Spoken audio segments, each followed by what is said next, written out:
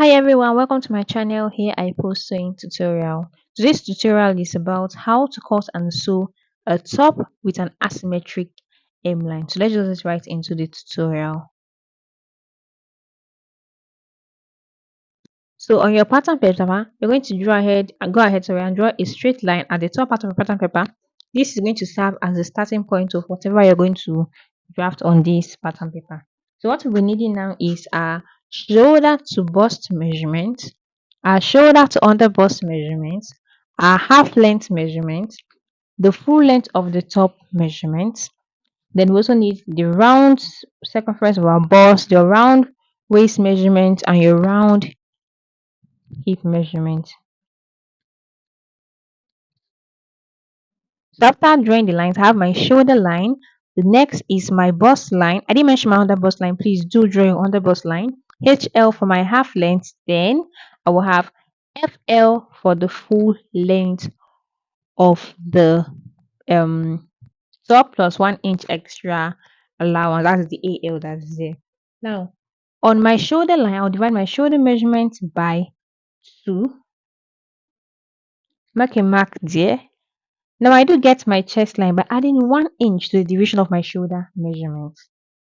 So add 1 inch division of your shoulder measurement and there you have your chest line. So make a mark to at my chest line. I use my ruler to connect the line and also go ahead to use my marker to label CH, that's abbreviation for chest line.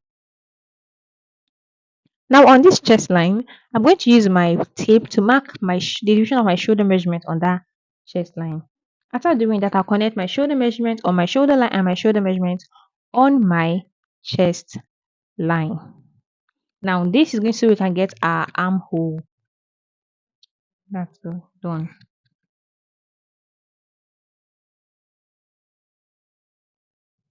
So on my armhole line, I want to go down by 1 inch just so I can create my shoulder slope. Now for my neckline, does that mean the depth of your neckline you are like the length of your neckline? Sorry. So from that armhole line, I want to go in. You can go in by 3 inch, you can go in by 3.5. So go in by 3.5, 3 inch. Then I marked 1.5 at this point. This is so that I can get the neckline curve very well. So see the way I'm curving mine and curve yours like mine. So after doing that, we're going to go over to the shoulder slope. Now I will extend my shoulders. I won't just stop this shoulder slope at the armhole line. I will extend it all the way. This is what you see now. Now at this armhole line, I went to the side, sorry, by 1.5. But after sewing my dress, I realized that was too much. So you just go in by 1 inch. That 1 inch or the 1.5, if you want to use 1.5, is needed so that our shoulder will look like this. Now, after doing that, I want to get the midpoint of my armhole, sorry. Make a mark at that point. Now, instead of going inward by half of an inch, I will go outward by half of an inch. Make a mark there. Then I'll use my pattern master to create my curve, sorry.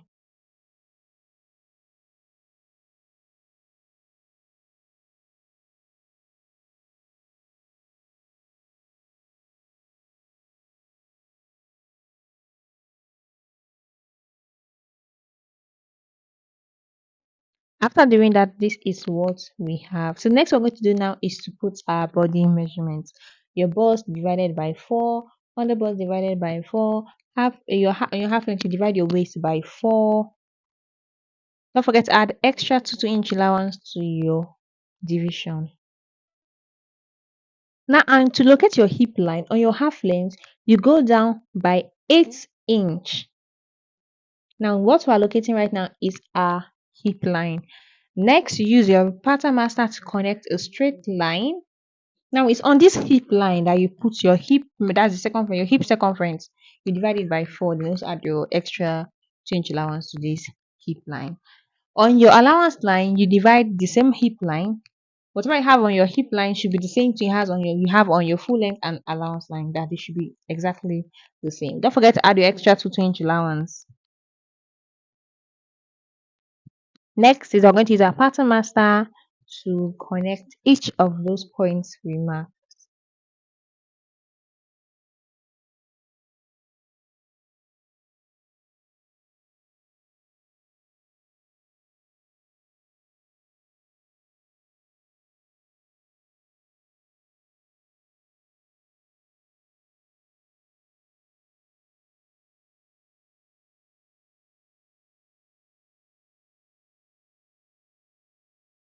Now the next we want to do now is our asymmetric hemline. So I went down by 3 inch from my half length line,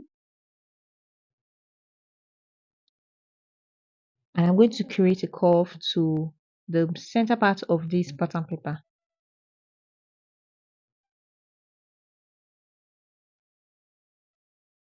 So that's just how to get this asymmetric line at the hemline of the top.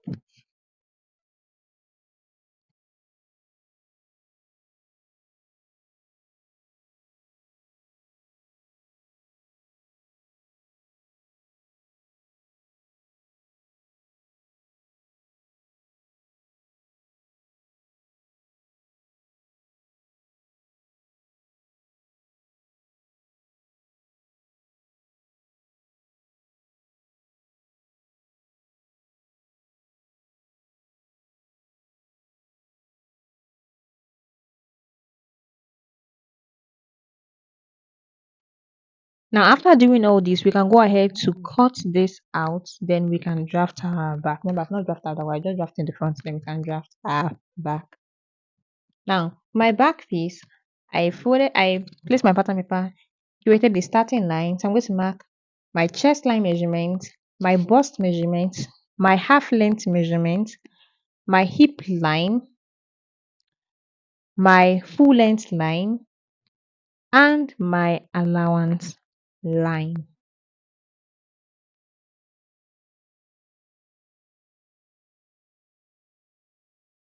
I went ahead to mark my under bust line and bust line, but I don't need that. So I'm just going to use my marker to slash it because it's not needed. I just need my shoulder, chest, half length, hip line, and the allowance and full length. Sorry. Now on my shoulder line, I'll divide my shoulder measurement by 2. Make a mark at my shoulder line. My chest line, I will divide my shoulder measurement again too and mark it on my chest line. So we have division of our shoulder measurement on both our chest line and our shoulder line. After doing that, use our pattern master to draw a straight line. So if I realize my pattern here isn't straight, so I'm trying to straighten it up using my pattern master. So after doing this, I'll go to that chest line and mark the division of my shoulder measurement so I can create my armhole. Use my pattern master, draw a straight line. So here I'm going to pick up my front piece so I can check how many I have at my shoulder slope. So after getting the whatever I have at your shoulder slope, what you're going to do next is that you're going to put that on this part of your draft. So use my pencil, sorry, to make a mark. After doing that, I'll take away this front, then I'll go back to my pattern. I'll go down by 1 inch and I will connect the line. Now you can go ahead to cross check if your shoulder slope is exactly what the front part of your shoulder slope is. Next, I'm going to find the midpoint of my armhole line, make a mark, go in by half of an inch, then connect from my shoulder slope to the half inch and from that half inch to my chest line. And that's done. So now it's time for us to get our back neckline. So I decided to extend this all the way to my bust line, though I regretted in the end, and I had to increase it back to my chest line. So you just use your chest line. From your armhole line, you go in by 2.5, then you slant it just the way you see me slanting mine. I use my bust line, but later on I adjusted it to my chest line. So use your chest line when making yours. Why? Because your bust, if you use your bust line, it's going to end up being too down. So now that we're done, we're going to now put our body measurement. Your bust divided by 4, your waist divided by 4, your hip divided by 4, Then you connect the whole little points. Don't forget to also add extra 2-inch allowance. Don't forget, don't forget to also mark your asymmetric hemline at the back of your top too. I'm working with 2 yards of this brown crepe. So here I folded my fabric into two and I placed my pattern of the front on top and use my pin to pin this down. Remember, I'm working, my pattern paper is not on fold, it's just one. So I wouldn't cut my symmetric hemline here immediately because it's not on both sides, it's just on one part of the top. So I'm going to use my scissors now to just trace around this. That's from the hemline to the sides, to the armhole, to the shoulder slope, all the way to the neckline. Now that that's done, I'll take away my pin so I can open this up. Now you decide where you want that asymmetric line to be. You want it on your left side, or you want it on your right side. After you decide where you want it to be, you're going to open up this pattern, like open up your top you've already cut out. Then place your pattern on top of that side. That's the part, whether your left or your right, that you want the asymmetric line to be. Remember, I ironed this, so that's why I know where the center part of this top is. So iron yours so you can know exactly where your center is. So I'm going to place it this way and I'm going to hold it down with my pins. Then you can go ahead to cut your asymmetric line out.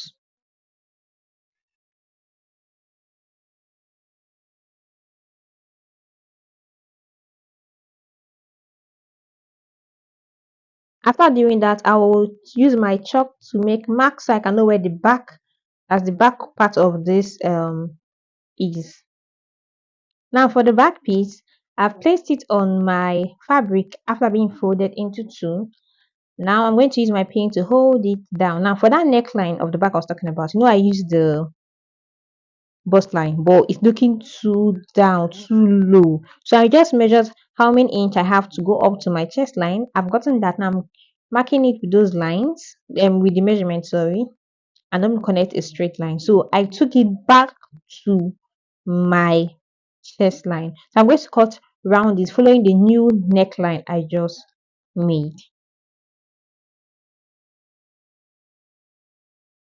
After doing that, this is what I have. So time for us to just cut out our asymmetric hemline. So remove my pattern and I'm going to open this up.